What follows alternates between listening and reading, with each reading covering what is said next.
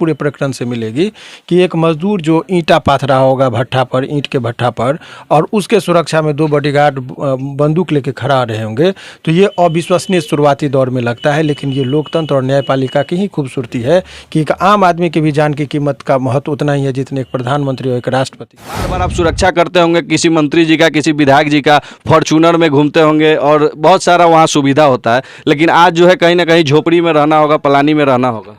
देखिए, पुलिस का ही दायित्व होता है कि हर नागरिक को सुरक्षा देना।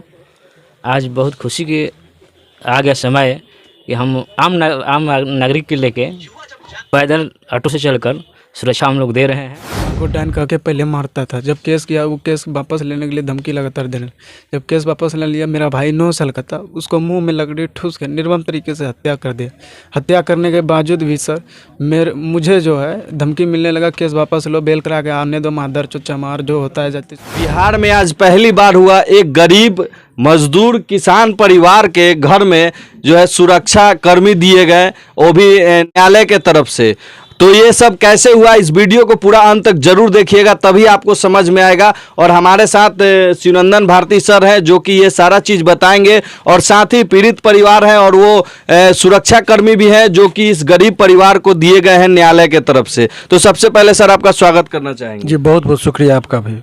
सर, ये क्या मामला है कि आज एक ऐसा इतिहास में पहली बार हुआ है कि एक गरीब परिवार को बॉडीगार्ड मुहैया कराया गया? देखिए, सवाल ये है कि ये भारतीय लोकतंत्र की जो संविधान है, जिसमें आप देखेंगे कि आर्टिकल 14 के तहत कि all are equal in the eyes of law की बात कही गई है।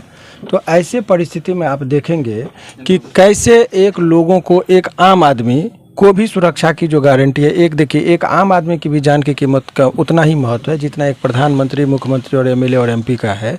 तो ये आज के आधुनिक युग में भी यदि किसी व्यक्ति को ये कह के प्रताड़ित किया जाए कि तुम डाइन हो, और जब वो केस करती है तो उसके एक लौता बेटा को ये प्रतिशोध में एक अंधविश्वास फैलाया जाता है कि इसके बेटा को मार दोगे तो इसकी डाइन की शक्ति समाप्त हो जाएगी, और इसलिए एक बेटे की निर्मम हत्या की जाती है। और जब वो शिकायत लेकर जाती है तो उसके दबंग लोग और गाँव के लोग एक होकर कि इसके बड़ा बेटा को भी मार दो ताकि शिकायत नहीं हो, और वो अब उस खौफ का मंजर समझिए। और वो डर डर कर इधर उधर छुप के बेटा जी रहा था, और वो एक गरीब मजदूर या एक सुदूर देहात में रहने वाले लोग जब हाई कोर्ट और सुप्रीम कोर्ट और न्यायालय की ओर देखते हैं तो उनको लगता है कि मैं यहाँ पर पैसे वालों को न्याय मिलता है, पैसा नहीं है तो वकील के पास कैसे जाएंगे। तो ये तमाम तरह का जो एक गलतफहमी लोगों के बीच में होता है। तो लेकिन ये इस पूरे प्रकरण में आप देखेंगे कि जो मृतक का जो भाई है संतोष और उनकी माता जी, ये दोनों लोगों का ये एक जज्बा था कि नहीं, मुझे न्याय मिलना चाहिए। और ये पहल किया, उसमें खास करके आप मीडिया चैनल वालों का भी बहुत अहम योगदान रहा कि इन लोगों ने उनके बात को उठाया। और जब इन लोगों को प्रशासनिक तौर पर शुरुआती दौर में मदद नहीं मिला, तो जब मेरे पास आए तो न्यायालय की तरफ से इनको सुरक्षा गार्ड के तौर पर, इनको जो जितेंद्र जी इनके सुरक्षा कर्मी के तौर पर बॉडीगार्ड जिसको कहते हैं वो मिला है। तो मुझे लगता है कि ये भारतीय लोकतंत्र और न्यायपालिका के प्रति लोगों की गहरी आस्था इस पूरे प्रकरण से मिलेगी कि एक मजदूर जो ईंटा पाथ रहा होगा भट्ठा पर, ईंट के भट्ठा पर, और उसके सुरक्षा में 2 बॉडीगार्ड बंदूक लेके खड़ा रहे होंगे, तो ये अविश्वसनीय शुरुआती दौर में लगता है। लेकिन ये लोकतंत्र और न्यायपालिका की ही खूबसूरती है कि एक आम आदमी की भी जान की कीमत का महत्व उतना ही है जितने एक प्रधानमंत्री और एक राष्ट्रपति की है। वो चीज़ देखने को मिला, इसीलिए भारतीय लोकतंत्र अभी तक टिका हुआ है और दिन प्रतिदिन जो अपने गरिमा को बढ़ा रहा है। यही सब तमाम तरह के निर्णय को देखने के बाद लगता है। तो देखिए, जैसा वकील साहब ने बताया, यही वो परिवार है जिनको कि ये सुरक्षा देंगे। तो आखिर ये पूरा मामला क्या है, अगर आप अभी भी नहीं समझे तो इनसे हम बात करते हैं, आपको समझाने का प्रयास करेंगे। क्या नाम हुआ आपका? संतोष कुमार सर। संतोष जी, क्या हुआ था आपके साथ? सर, ये हुआ था कि हम कितना दिन पटना में रहे, छुप छुप के रहे, घर पे डर से हम नहीं रहते थे सर। लास्ट में सर के पास आया और न्यायाधीश सर आवेदन बनाया, जो हम भागलपुर न्यायाधीश सर और पटना के सभी को न्यायाधीश को संवेदना है मेरे तरफ से। और मतलब ये है कि साहब जो जिस नज़रिए से देखा और देखते हुए एक गरीब महादलित परिवार को, सबसे ये है कि एक गरीब महादलित परिवार को सुरक्षा मुहैया कराया। और सर सबसे दलित परिवार आप बोले तो इससे याद है, बहुत सारे हमारे बिहार में ऐसे भी नेता लोग हैं जो कहते हैं कि हम मसीहा हैं दलित परिवार के, तो उन लोग आपका मदद नहीं किए? देखिए सर, अगर मदद किया होता तो आज खाना इतना नहीं भोगते और 7 महीना अभियुक्त गिरफ्तार न। कोई एक भी बता दे अधिकारी या कोई भी कि नेता मंत्री कि घर पे गया हो या हमसे संपर्क किया। जहाँ तक कि न्यूज़ में जिस हिसाब से पहले चला, उसके बाद मुझे ही खुद मंत्री और जो है कुछ उसके नीचे का रहता है तो वो सब फ़ोन करने लगा कि तुम गाली गलौज करवाते। बोले हम सब ये सब क्या है, ये सब मैटर छोड़िए, जो हुआ सो हुआ। बस ये है कि मैं कानून पे भरोसा रखा। अब जो न्यायालय से फैसला मिला है, क्या उससे कुछ राहत मिला? जी बहुत राहत। अभी देखिए, अभी तो राहत आधा मिला है, लेकिन जो सबसे बड़ी कि इसमें 2 हत्या होता। एक तो मेरी भाई का हत्या हो गया था, दूसरा हत्या मेरे परिवार का होता या मेरा होता या मेरे परिवार का होता। तो 2 हत्या में से 1 हत्या होने से बचा लिया। 1 हत्या तो हो ही गया, तो दूसरा हत्या बचा लिया। अब देखा जाएगा वहाँ की दूसरा हत्या में से 1 हत्या जो जिसका हो गया उनको इंसाफ दिलाना। तो वकील साहब जो इतना मेहनत किए हैं आपके केस में, क्या कहेंगे वकील? मेहनत तो जितना किए हैं उनके लिए तो कम है, लेकिन सबसे बड़ी बात ये है कि मेरे लिए फ्री में केस लड़ने के लिए तैयार हुए और बोला कि 1 रुपया तुमसे नहीं लेंगे, जहाँ तक होगा पूरी मैं कोशिश करूँगा और अभियुक्त की गिरफ्तारी भी करवाऊँगा।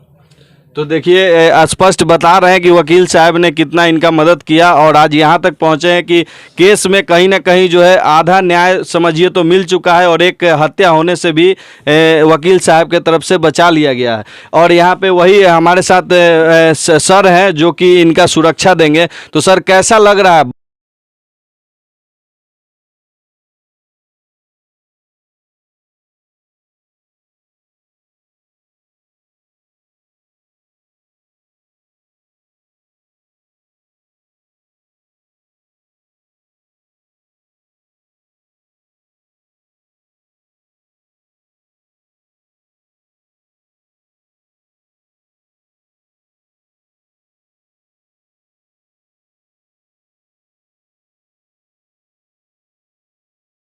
तो देखिए, स्पष्ट जितेंद्र सर कह रहे हैं कि हम सुरक्षा में कहीं कमी नहीं होने नहीं देंगे। और माता जी भी है जिनको कि डाइन कह के पुकारा जाता था समाज में और इनके बेटा का हत्या कर दिया गया था। माता जी, आप क्या कहेंगी? हमारा बेटा हत्या ने हमको इंसाफ दिला दीजिए, सब ने मिलकर सरकार ने, और क्या करेंगे। और जो ये अभी न्यायालय की तरफ से न्याय मिला है आपको, उस पे क्या कहेंगी? जो अभी ये सर आए हैं आपका देखभाल करेंगे, जो आप पे जान का खतरा था, वो कहीं ना कहीं अब सर जो है उसके बीच में खड़े रहेंगे। जितना आदमी आए आरोपी सब, उसको सबको गिरफ्तार कर लीजिएगा और जाकर ये सब दिन ले रहेगा हमारे ऊपर। फिर जो भी होगा सर देखा जाएगा, वो तो बात की बात है। लेकिन सबसे बड़ी बात ये है कि अभी जो है मतलब धमकी उमकी जो भी दिया जाता था, अभी वो मतलब पूरी तरह से कंट्रोल। जब तक अभियुक्त गिरफ्तार नहीं होगा तब तक तो जान का खतरा बना हुआ है, क्योंकि अभियुक्त तो दबंग है, बल्लू माफिया है। और दबंगों का तो पूरे बिहार में ही जानता है कि किस तरह राज चलता है, उनकी किस तरह रवैया है। तो देखा जाए, आगे प्रक्रिया जारी है। और हम सब भी को सर का बहुत बहुत, जिन्होंने मेरी भाई को इंसाफ के लिए और मेरे लिए जो इतना संवेदना और फ्री में केस लड़ने के लिए जो तैयार हुए और कर रहे हैं मेहनत, उनके लिए जितना शब्द कहूँ उतना कम है।